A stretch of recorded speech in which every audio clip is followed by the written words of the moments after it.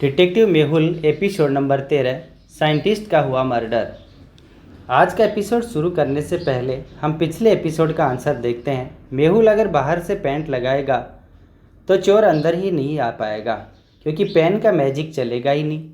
तो मेहुल ने बैंक के रूम में जहां किंग का मुकुट रखा हुआ था वहां अंदर से पेंट लगा दिया और बाहर बैठ के चोर का इंतज़ार करने लगे। चोर आया, बाहर से सर्कल बना के होल किया और बैंक के अंदर चला गया। होल बंद हो गया। फिर चोर ने पेन से लॉकर में होल किया और मुकुट बाहर निकाला और वापस भागने के लिए वॉल पर वापस अंदर से होल बनाने लगा। लेकिन इस बार होल बना ही नहीं, क्योंकि मेहुल ने तो अंदर से पेंट लगा दिया था। तो चोर अंदर ही अटक गया। मेहुल तुरंत अंदर गया और चोर को पकड़ लिया। तो चलिए अब हमारा नेक्स्ट एपिसोड देखते हैं। ये दवाई अब तैयार है। इस दवाई को पीते ही इंसान अमर हो जाएगा। ये क्या, किसी ने साइंटिस्ट का मर्डर कर दिया? लेकिन किसने? साइंटिस्ट गॉम्स की पत्नी तुरंत मेहुल को क्राइम सीन पे बुला लेती है। मेहुल रेशमा से मिलता है तो रेशमा उसे बताती है कि मैं 2:30 बजे साइंटिस्ट को चाय देने गई थी तो देखा उन्होंने फांसी लगा ली है। मैंने तुरंत उसको बुला लिया। मेहुल क्राइम सीन को देखता है तो उसे समझ नहीं आता कि ये मर्डर है या सुसाइड। क्या आप ये देखकर बता सकते हैं कि एक मर्डर है या सुसाइड है?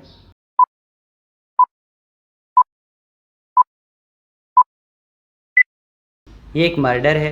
गले पर एक गोल निशान बना हुआ है, मतलब पीछे से किसी ने गला दबाया है। अगर फांसी होती तो सर्कल का मार्क ऊपर की ओर होता, कुछ इस तरह से, मतलब पहले गला दबाया गया और फिर इसे फांसी पे लटका दिया गया। मेहुल उसकी वाइफ से और डिटेल्स लेता है तो उसकी वाइफ बताती है कि वो एक सीक्रेट प्रोजेक्ट पे काम कर रहे थे। वह एक ऐसी दवा बना रहे थे जिससे इंसान कभी नहीं मरेगा। इस प्रोजेक्ट के बारे में किस किस को पता था कि उसके सिवा किसी को नहीं पता था। घर पे और कौन कौन है? तो वाइफ बताती है कि घर पे 3 लोग हैं, लेकिन लैब में जाने की अनुमति किसी को नहीं है, सिर्फ वही अंदर जा सकती है। तो मेहुल तीनों से पूछताछ करता है कि वो करीब 2:30 बजे क्या कर रहे थे। पहला कहता है, सर मुझे नींद आ रही थी तो मैं रूम में सोने की कोशिश कर रहा था। हाँ, मैंने आवाज़ सुनी थी किसी के गार्डन में कूदने की। करीब 2:10 पर मुझे लगा कि बिल्ली है। सर वो ज़रूर खूनी होगा जो गार्डन से आया था। सर मेरा तो पेट खराब है तो मैं वॉशरूम में था, मुझे कुछ नहीं पता है, मैं पिछले 1 घंटे से वॉशरूम में ही हूँ। कहता है, सर मैं तो किचन में था, सर के कॉफ़ी बना रहा था। पहली कॉफ़ी बिगड़ गई थी तो मैडम ने दूसरी कॉफ़ी बनाने को कहा। फिर लाइट चली गई तो मैं किचन में ही था और लाइट आने के बाद दूसरी कॉफ़ी बनाई। इंटरेस्टिंग, मतलब पहली कॉफ़ी लाइट आने के पहले और दूसरी कॉफ़ी लाइट आने के बाद। तीनों की बातें सुनकर आपको किस पर शक हो रहा है? सोचिए और मुझे आपका आंसर कमेंट करके बताएं।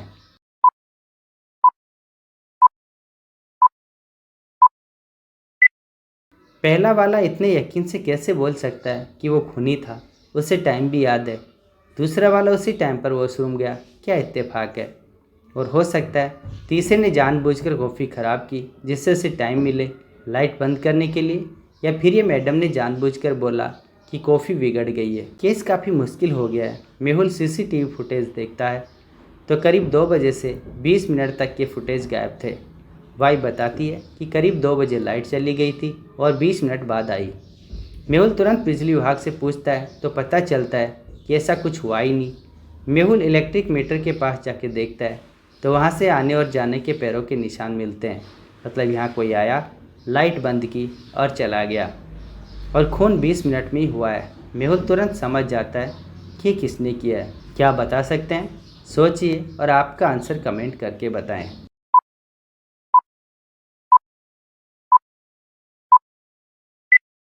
ये तीसरे वाले ने किया है। उसकी पैंट पर मिट्टी लगी हुई है और इलेक्ट्रिक बोर्ड के पास जो पौधे हैं उसके ऊपर भी यही मिट्टी लगी हुई है।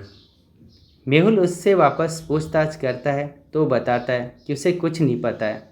उसे बस फ़ोन आया था कि 2 बजे लाइट बंद करनी है और 20 मिनट बाद लाइट चालू कर देनी है। उसे इस काम के लिए 1 लाख रुपए मिले थे। उसे नहीं पता था कि सर का खून हो जाएगा।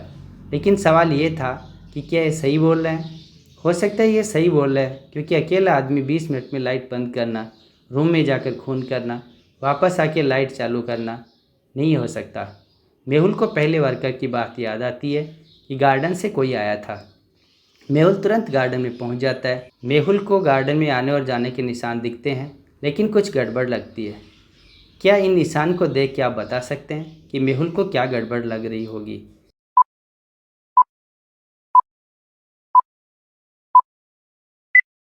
घर से जाने के निशान नीचे हैं और आने के निशान ऊपर हैं। अगर कोई बाहर से आता तो आने के निशान नीचे होते और जाने के उस पर होते। मतलब ये बनाई हुई स्टोरी है। मेहुल तुरंत पहले वर्कर को पकड़ लेता है। उसे कुछ भी नहीं पता, उसे बस बोला गया था कि 2 बजे घर के बाहर जाना और 20 मिनट बाद वापस आ जाना। इसके लिए से 1 लाख रुपए मिले थे। इन सब से मेहुल ये समझ जाता था कि खूनी घर के अंदर ही है, लेकिन कन्फ्यूजन भी ये था कि क्या पहला और तीसरा वर्कर सही बोल रहे हैं। सीक्रेट के बारे में सिर्फ उसकी वाइफ को ही पता था, लेकिन हो सकता है सीक्रेट इनमें से किसी वर्कर को भी पता हो। फिर उसकी वाइफ से पूछता है कि यह लैब हमेशा लॉक्ड रहता है, और अगर हाँ तो चाबी किसके पास है। वाइफ बताती है कि इसकी बस 2 ही चाबियाँ हैं, एक गोम्स के पास रहती है और एक मेरे पास, और ये स्पेशल डोर है। ये डोर अंदर या बाहर चाबी से ही खोला जा सकता है और बंद भी चाबी से ही होता है। इंटरेस्टिंग। तो क्या तुम 2:30 बजे के पहले अंदर गई थी? तो वाइफ बताती है कि हाँ, करीब 1:30 बजे।